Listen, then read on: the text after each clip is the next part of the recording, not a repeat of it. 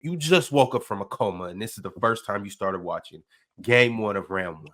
I don't know any of these dudes. I've never seen any of these dudes play. If I'm watching them, I'm thinking Jaylen Brown is their best player, and I'm thinking Derek White is their second best player. That's what I'm thinking. But you put Jayson Tatum on the top 15 list. Okay. Yes, that's what I'm thinking. Chill, you know that's what this is all about, right? Absolutely, 100%. That's no, because like I've turned a new leaf in terms of I'm not trying to be as negative.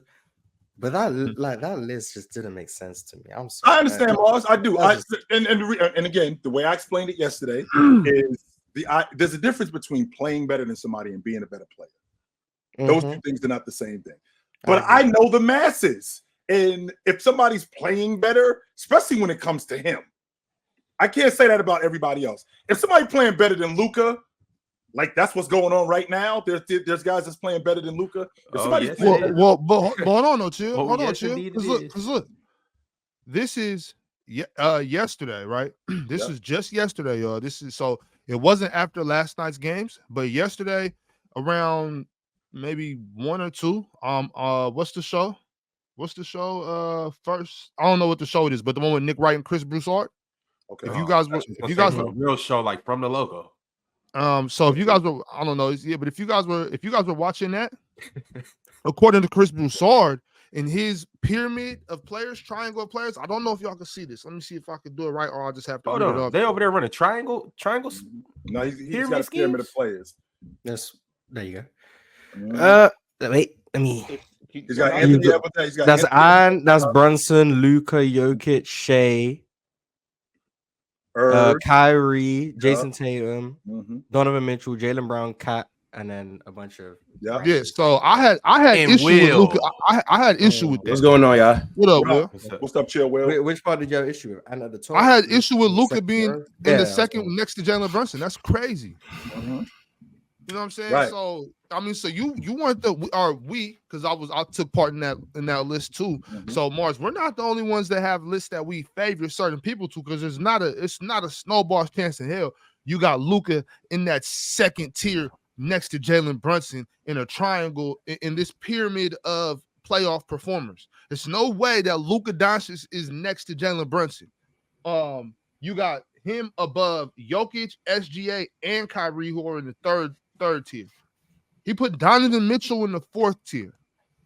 This is before last. Was that Nick Wright or Chris Broussard? Nick Wright. This is Nick Wright. Yeah, Nick Wright's like a known Luka. Yeah. So, but to do that and put Donovan Mitchell in the fourth tier, Kyrie in the third, and Luka in the second next to Jalen Brunson. This is the same Luka who in these playoffs, Balls. I want to make sure we clear. He's had a 1 for 10 game, a 1 for 9 game, a 1 for 8. Oh, game, he can't buy a 3. And a 3 for 14 game on the long ball. That's just on the long ball.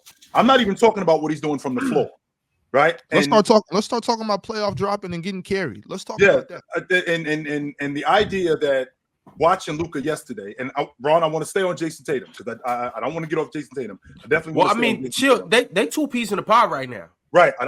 They going hand in hand. Yeah, I definitely want to stay on him because one is the media's darling. You know what I'm saying? And is getting pushed to be some superstar that he's not. Getting compared to Magic. You think both media darlings? I've heard. They're both media darlings. I'm talking about articles, dumb comments. People talking about he's a mixture of Kobe and Magic, the LeBron James stuff. I'm tired of this dumb shit. Like, what are y'all watching this dude play basketball? Yes. Ron, no, Ron. He can't guard Mars. No disrespect. I get that. I'm saying they both media darlings, though. Not many can, but I get your point. Not many can. You know what I'm saying? Y'all be forgetting Mars was a McDonald's All-American way back when. No, Mars definitely in McDonald's. Definitely been McDonald's. That's true. Mars is boy. Look, he can't guard either one of my sons, bro. I'm watching this dude. It looks like he's not trying, bro. It looks like he's not trying. It's that bad that I have to assume he doesn't want to play defense. He's not willing. He's not trying, bro. He's not trying. Mars, would you like to give him context? We was talking about Jayson Tatum because Chill is the known Jayson Tatum fanatic on the show. Jayson Tatum hasn't played to the level Chill thinks he is as a player. And so he just started talking about him, and then Ox used that to springboard over to why Luka Doncic is being overrated by the mainstream media and his little minions who are praising him. and he's not performing to the level of Jalen Brunson, Anthony Edwards, etc. But he's being put on their level in the postseason. But Donovan Mitchell being in the 4th tier and Luka being in the yeah, Donovan. Shout out to Donovan Mitchell. He's like playing really well. I want to say, because I am for some reason considered a Jayson Tatum here, he's really good at doing like when he's not scoring, he does a lot of other things like really well, which is like I think when you're a superstar and you're not scoring, it's going to be looked at as a bad game. I don't think he played terribly. I don't think he scored well at all. Also, Max Strus guarding him. Didn't expect that. Isaac Okoro took Jaylen Brown. Max Strus was on Jayson Tatum. Didn't expect that. But like defensively, they're using him without Porzingis basically as a center. Like I think that's very interesting. I think that's very intriguing. He plays in the middle of the zone. He does. They're using him basically as the 5, and I think he's doing a very good job. Like in terms of that, like I've seen him. He was switching. He was hedging. He was showing. He played drop. Like he's doing a bunch of things that like it's not going to get recognition because he didn't score 30. But like all of those things he's doing, it's like that's very impactful. Like in the first like 15 minutes of the game, he'd guarded Mobley, Donovan Mitchell, Karis LeVert, Isaac Okoro, all as the primary defender. Not like he just switched onto them. He was guarding them from the offset of the possession till the end of the possession. He was the primary on all of those 4 guys in the first 15 minutes. Right. Like that's very like I'm not gonna say he had a great game because he didn't, but like those things scoring the basketball. Yeah, like it's very interesting that he's doing those things. And there was a play where Karis LeVert actually just sent him to Jupiter, but he went to the rim. I was like, oof, that's tough. But like generally speaking, I think he played very, very good defense. I think his help was good. His defense around the nail has been excellent all year. He's doing a lot of interesting things, and I think his playmate when he's looking to pass, like not like I'm gonna pass even if they don't double me, but like when he's not tunnel visioned on scoring, he makes very good decisions too. Having to make like there was a time he got doubled in the post, they swung it out, they ended up getting a wide open corner 3 for Peyton Pritchard. I think he missed it, but like those things there, I want to give him some credit for doing those things well. Now, does he need to score better? Yes. He was posting up a lot last night. They were hunting the Darius Garland mismatch. Some plays they didn't give it up and ended up just turning into wide open layups and threes for Derek White and Drew Holiday. So you got to give him some credit for that because they are refusing to try and get Darius Garland on him. That counts as something Jayson Tatum is contributing to. But when he did get the switch, he was very aggressive, posting up, trying to get to the rim, those things. Couple fadeaways that probably shouldn't have taken. But the biggest issue I have is the transition threes. That's what I'm like, I don't like that you're doing that. But I think that was a point of emphasis for the Celtics. I think that was just something they were trying to do. They were just trying to score early and often. Jaylen Brown in semi-transition or full transition is unstoppable. I've been known as a Jaylen Brown hater too. I want to give him his flowers. He's in transition, semi-transition, or when the defense is just not set, he's unstoppable. Like he's able to get to where he wants on the floor. If he, and I know like I've spoke about his handle. I think his handle's actually gotten better this year. But if he doesn't have to take more than 4 dribbles, you aren't stopping him.